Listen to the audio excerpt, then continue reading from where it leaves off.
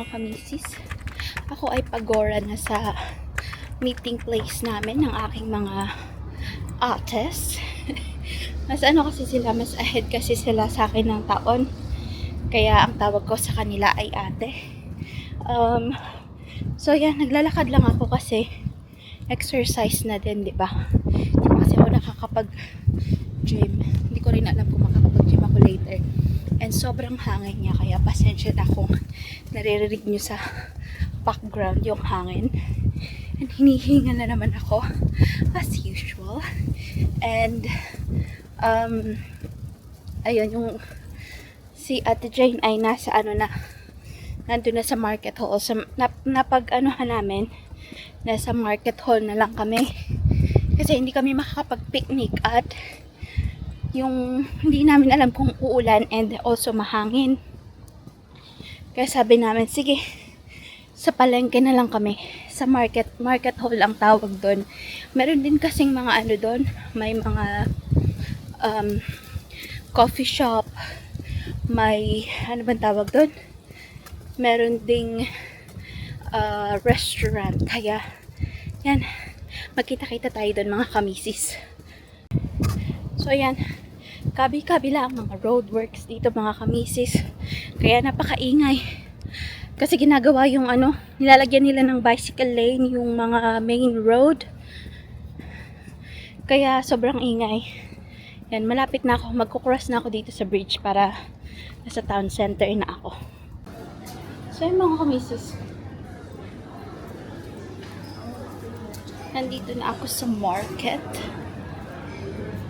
Hanapin na si Ate Jane. So yan, kanya na itsura niya.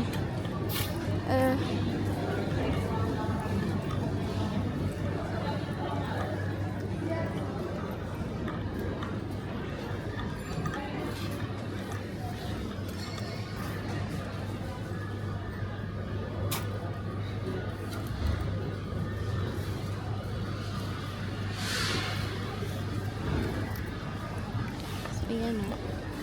Fresh na fresh ang... Ayan. Nakita ko na siya. Nakita ko na si Ate Jane. Ayan, o diba? Yeah. Sorry. Thank you. Hindi ko alam. Hello. Bye! Basta na si Ate Sir. On the way na daw siya. On the way na. Madami namang kainan dito. So, ayan na. Ayan. Hilaw. Ano lang? Meron pala silang ganyan. Parang matagal na kasi kung naka... Anong ginagawa mo ulit? Nilaga lang? Preparit at nilaga. Ayan. May duck egg sila dyan, oh.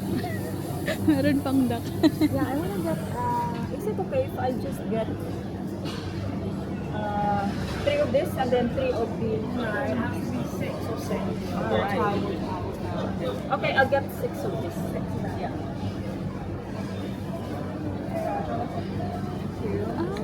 How much is it? How much for 6? 4.25. Meron na din. Parang gusto ko din. Kasi mas So, ayan mga kamisis, nakauwi na ako dito sa bahay. At, ayun, naghiwa-hiwala na kami. Hindi ako masyadong, teka lang. Ayan, hindi ako masyadong nakapag-video doon sa aming pinuntahan dahil ang lakas din ng music. Diyos ko Lord, lahat na lang ay mga music mga kamisis. So, hindi na ako nag-video. So, ayun, and then, ang bigat na rin ang dala ko. Tingnan niyo naman. Naghakot na naman ako mga kamisis. So, sa charity shop lang naman to. Pinuntahan namin lahat ng charity shop na yun kasi ang namin, parang yun ang aming, ano bang tawag doon? Yun ang aming banding na. Pupunta kami sa cafe, and then kami ay, pagkatapos mag-cafe, pupunta kami sa, ay shucks! May din pala ako dito, may itlog din pala akong nabili. So, ayan, nandito sa bag na ito. So, yun, ang ginagawa namin, sa coffee shop kami. So, kwentuhan kami doon. And then, after namin mag-coffee shop is pumupunta kami sa mga charity shop. So, lahat ng charity shop sa town ay ginagalugad namin. And then, nagpunta rin kami kanina sa M&S, ayun, sa Marks and Spencer, sa H&M, Skechers, saan pa kami nagpunta? Clarks, doon, mga nagpunta kami, pero wala kaming nabili. Sa charity shop kami, may mga nabili, mga kamisis. Yes. So, ayan, ang daming sale sa yung mga branded, and ang dami ring sale sa mga charity shop. So, saan pa kami? Sa charity shop kami, diba? So, ayan. So, ito ang aking napamili. 4 pound lahat. Ilang piraso to? 1, 2, 3, 4. Ayan. 1 pound each. Pero, ibebenta ko siya sa Vinted. Hindi sa akin to kasi medyo malaki siya, ay maliit siya sa akin. Ayan, pangtulog mga kamisis. Hindi ko alam kung saan ito, wala siyang, ano bang tawag doon? Walang brand. Basta siya ay pangtulog lang. Ayan o, pangtulog. Terno, mga kamisis. Hindi ko alam kung kasya sa akin to. Pag kasya sa akin yung isa, and then ibebenta ko yung isa. Ayan, ganyan siya, oh. Mga pangtulog siya, terno. Dalawa. Dalawa yung nabili ko. Ayan, oh, dalawa. Dalawang terno din. Terno din yan. Ayan. And then, nakabili rin ako ng, ano ba to? Marks and Spencer ba ito? Ay, wala siyang nakalagay. Teka, tingnan natin. Pero ang ganda ng tela niya, mga kamisis. Naputol na yung tag niya. Pero 1 pound lang siya, oh. Ang ganda ng tela. Sobrang lambot. Pwede ito pagka yung pa-autumn na, diba? Ayan. Pero yan, iaano ko yan. Ilalagay ko yan sa akin. And then this one as well. Tingnan nyo naman, oh. Dati siyang 25 pound. Nabili ng 25 pounds. Pero, nabili ko lang siya ng 1 pound. Tingnan nyo, oh. Bagong-bago, mga kamisis. Ibebenta ko to sa Ibebenta ko siya sa Vinted. So, ayan. So, ayan. Tingnan nyo naman, di ba? Dinodonate nila, mga kamisis. Meron, dati siyang, tingnan yung presyo niya. Brand new siya, ha. 10 pound. So, ang brand nyo nito, pag binili nyo sa shop, ay 25 pounds. So, sa charity shop, dinonate sa charity shop, walang bumili. Ayan, 10 pounds. 10 pounds yung una niyang yung una niyang price sa charity shop. Pero walang bumili. Nakita ko siya sa sale, 1 pound na lang, mga kamisis. Ang ganda pa, di ba? Oh, medium. Kasya din sa akin to, pero hindi kasi ako naggaganto. But anyway, so ayan, ibebenta ko siya. So ayan lang naman ang aking nabili. Yeah. So ayan lang naman ang aking nabili. And then, eto, nabili ko siya ang ganda nito, mga kamisis. Nabili ko rin siya sa charity shop. Super ganda. And, meron siyang meron siyang tag. Shucks, 36. Hindi sa akin kasya, mga kamisis. Hindi sa akin kasya. Pero ang ganda. Ay, teka lang. Lumalaban. O, di ba? Ang ganda niya. Tapos may slit pa siya. Kailangan lang mawala ang bilbil. Oh, ang ganda. Pak. Oh, pak. Ano kasi siya, garterized, mga kamisis. Ang ganda, oh. Yung bilbil ko nga lang is ang laki. Pero tingnan nyo naman, oh. Pwede nyo tanggalin. Ay, pwede ba? Yeah, pwede nyo i-slit hanggang dyan. Kung hanggang saan. Super ganda. Hindi ko lang, parang 3 pounds ko lang yata ito nabili. Super ganda niya, oh. Ang ganda-ganda. Kaya nung nakita ko, ay, sige, i-get lang natin yan. Pero super ganda niya talaga, as in. Ayan. And then, ito, mga tagwa 1 pound na lang ito. Ayan, ibebenta ko rin to sa Denim by TU. 1 pound. Ayan, mga denim. Benta ko rin siya sa online. Ayan, dalawa. Nabili ko 1 pound each. 2 pound siya, oh. Pak, may pangbenta na ako, di ba? Siguro dahil, inisip ko kasi, dahil naman lagi ako sa charity shop. So, bakit hindi ako bumili ng mga item na pwede kong ibenta, di ba? Tapos, tutubo pa ako. Di ba? And then, ito din, oh. M&S naman. Charity shop din. 1 pound. And then, ito naman ay 2 pounds. Ayan. 4 pound 50 siya, pero 2 pounds na lang siya. Ang ganda din ito, mga kamisis.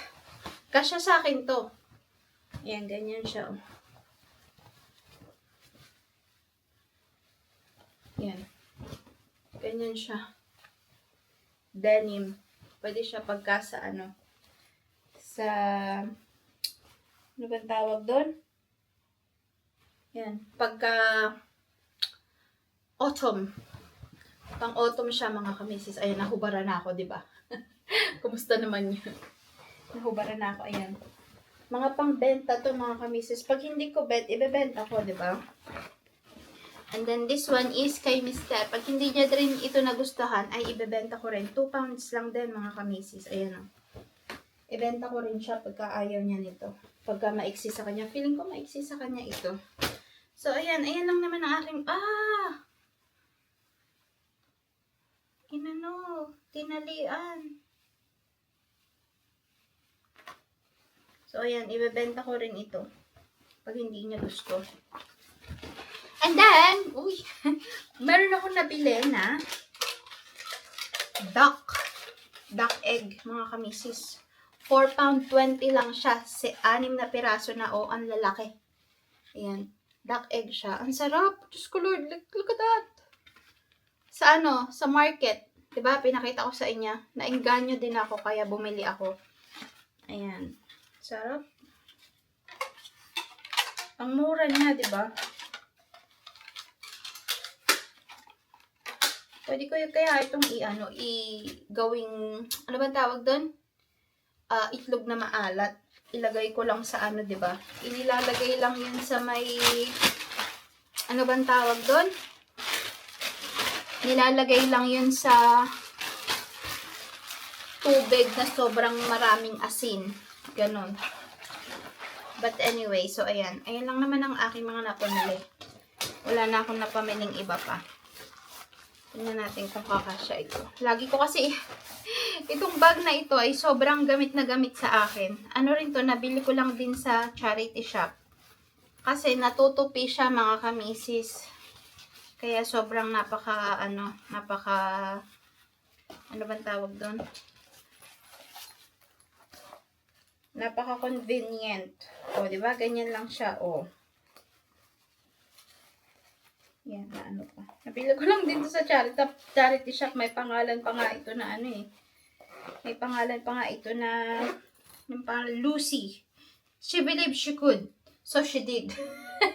Pero hindi Lucy ang pangalan ko. Buti ito, pagka yung binuksan mo is nasa ilalim itong ano na to. So, hindi nakikita yung pangalan. Pero pag ganyan lang, o, diba? Andaling hawakan. But anyway, so, ayan. Ayan lang ang aking mga kamisis. O, diba, nahuhubara na ako. Ang gagawin ko, kasi anong oras na din? Anong oras na ba? 4:30 na pala, mga kamisis. Ang dami ko pang kailangan gawin. Maglilinis ako dito sa bahay. Marami akong tupiin. Magluluto ako. Siguro hindi na ako pupunta ng hindi na ako magzo-zumba. Na lang ako dito. Ano bang tawag doon? Mag-workout na lang ako dito. Or magpahinga na lang muna ako. Kasi nga, may pasok na ako bukas, mga kamisis. 10:07 ako bukas. So, yeah. Ayun ang aking gagawin. Ay, shucks, hindi ko pala kinuha yung bulaklak ng ng mga courgette.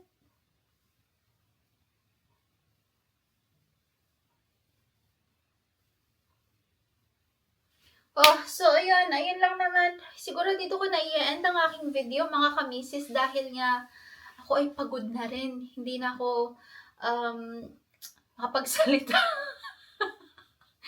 Naubusan na ako ng naubusan na ako ng laway sa pagsasalita, kaya dito ko na i-end ang aking vlog.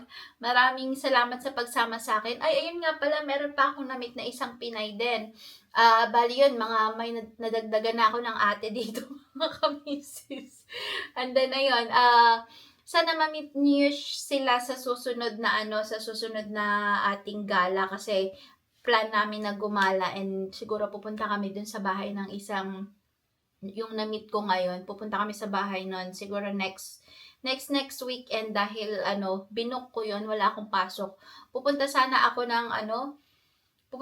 ng Birmingham Barrio Fiesta, pero nga lang kasi yun, wala naman akong kasama. So sabi nila is mag-barbecue na lang kami sa bahay nung isang nakilala ko. Si Ate V, si Ate Sue, at si Ate Jane. O, di ba? 'Yun ang aking mga ipapakilala ko sa inyo sila. Ipapakilala ko sila sa inyo sa mga susunod, mga kamisis. So, ayan, maraming salamat sa pagsama sa akin, and yun, mag-iingat tayong lahat, mga kamisis. Bye!